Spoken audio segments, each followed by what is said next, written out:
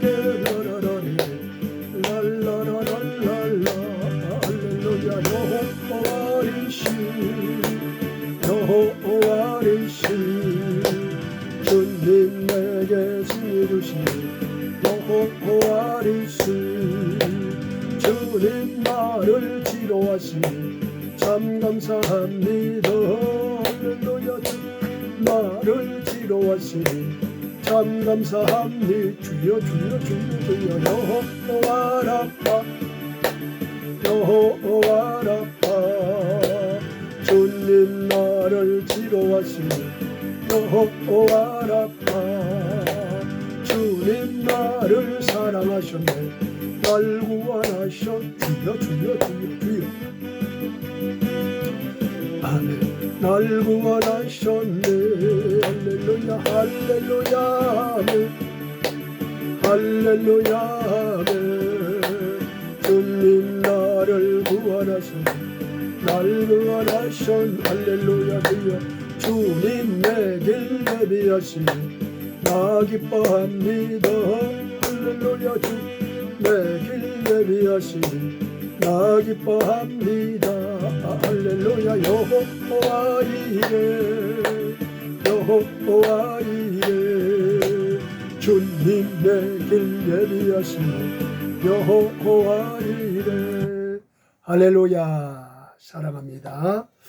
오늘 저는 예수 이름의 권세를 사용하라 사람을 다스리시는 하나님이다.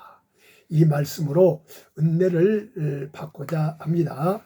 마태복음 28장 18절에는 하늘의 권세 땅의 권세가 내게 주셨으니 빌립보서 2장 9절로 10절은 이러므로 하나님이 그를 지극히 높여 모든 이름 위에 뛰어난 이름을 주사 하늘에 있는 자들과 땅에 있는 자들과 땅 아래에 있는 자들로 모든 무릎을 예수 이름에 꿇게 하시고 이렇게 말씀을 했습니다. 이 모든 예수 이름의 권세가 하늘 또 땅 아래에 있는 것까지 그 권세에 복종을 한다. 이 말씀입니다.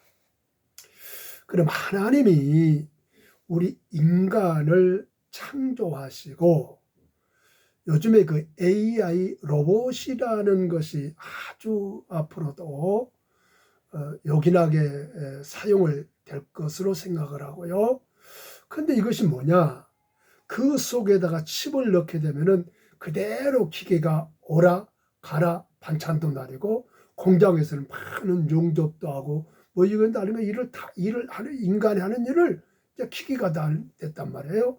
그러면은 기계는 거기에 지금 그 안에 칩에다가 다 메모리만 해놓게 되면 그대로 움직이지만은 사람은 그렇지 않아요.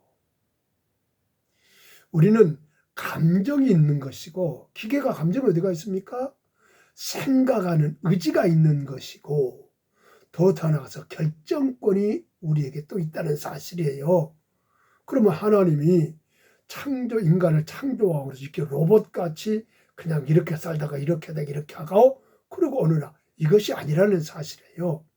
자, 베드로후서 1장 10절에 보게 되면은 그러므로 형제들아 더욱 힘써 너희 부르심과 택하심을 굳게 하라. 너희가 이것을 행한즉 언제든지 실족치 아니하리라. 이렇게 말씀을 하였습니다. 자, 그러면은 구약에서 한 세 사람을 볼 수가 있는데요. 첫째가 이제 아브라함을 한번 우리가 보겠습니다. 참 아브라함은 대단한 믿음의 사람이죠. 그 갈대아 우르 4대 문명 발상지 중에 하나죠. 그것이 지금 얘기하면은 시리아나 이라크 그 티그리스가 있는 그 고에서 이제 아브라함 불러냈는데 그 히브리서 11장 8절에 보면은 믿음으로 아브라함은 부르심을 받았을 때 순종하여 장래 기업으로 받을 땅에 나아갈새 갈 바를 알지 못하고 나아갔으며. 자, 하나님이 아브라함을 불러냈습니다. 그런데 그 불러내신 그 믿음을 가지고 갈바를 알지 못하고 또 그냥 갔다는 거예요. 참, 우리는 그렇고 우리 생각에는 어디 가서 무엇을 어떤 사람을 만나고 어떻게 살 것인가 뭐 이것을 완전히 가져오라 할 겁니다. 근데 하나님은 하루 또 아니면 그 시간마다에 그냥 가면은 발을 내두면은 홍해가 갈라진 것 같이 바로 나가면은 길을 예비하시고 가면 또 예비하시고 늘 하나님이 우리와 함께 하셔서 그 길을 예비해 주기 때문에 그렇습니다. 그런데 아브라함은 갈 바를 알지 못하고 갔다 이거예요. 갈 바. 그럼 믿음으로 갔다는 거예요. 자, 두 번째 이제 바울을 한번 보면은 자, 바울은 참 맨 먼저는 그가 또 유대인의 다소에서 태어났을지라도 그는 율법이 아주 완벽한 자가 아니겠어요? 근데 불구하고 부활하신 예수 그리스도를 다메섹에서 만났죠. 자, 사도행전 9장 15절에 보면 주께서 가라사대 이 사람은 내 이름을 이방인과 임금들과 이스라엘 자손들 앞에 전하기 위하여 택한 나의 그릇이라. 그래요?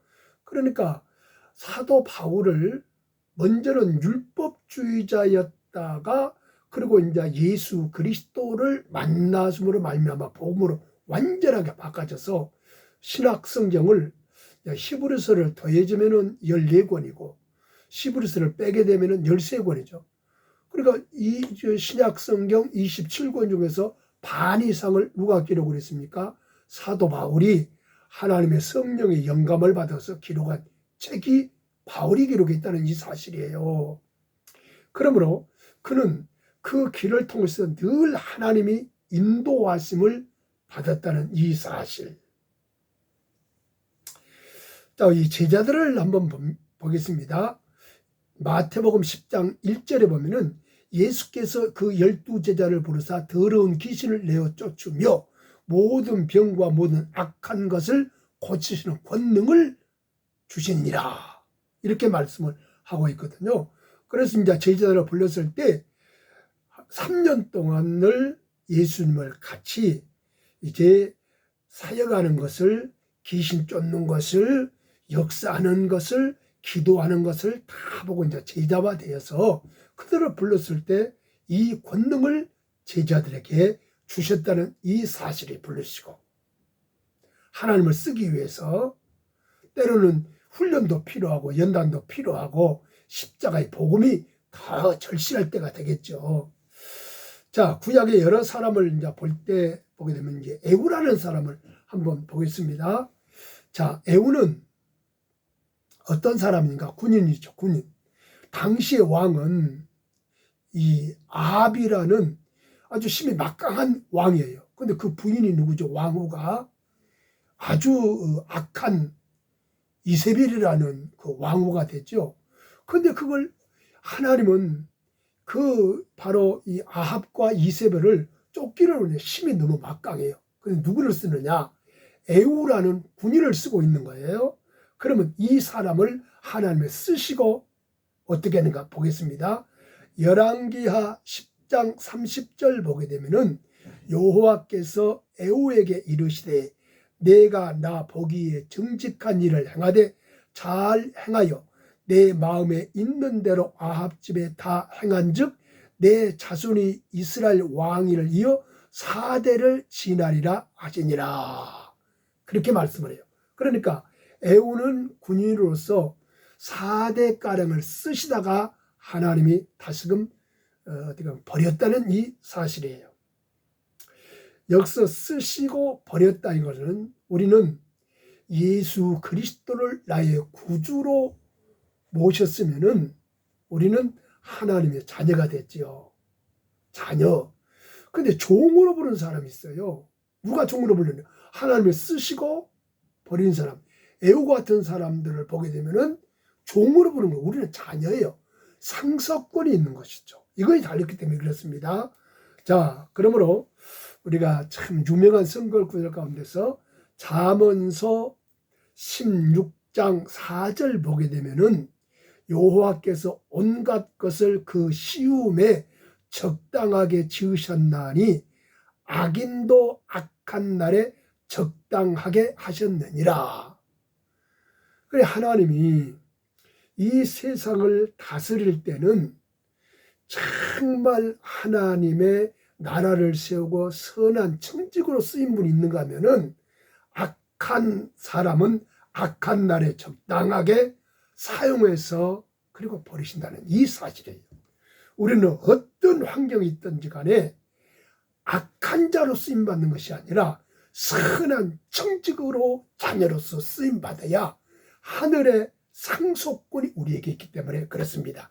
선한 청직으로 쓰임받는 저와 여러분이 되겠습니다. 그러기 위해서는 어떻게 됐습니까?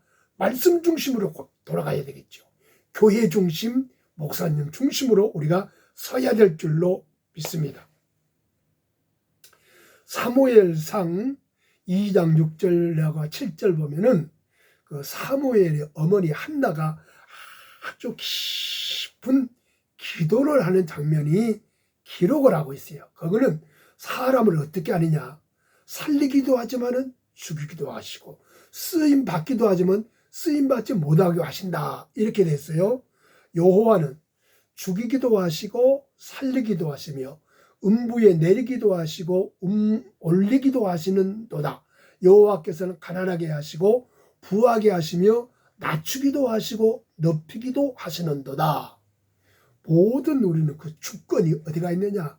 하나님께 있다는 사실이에요.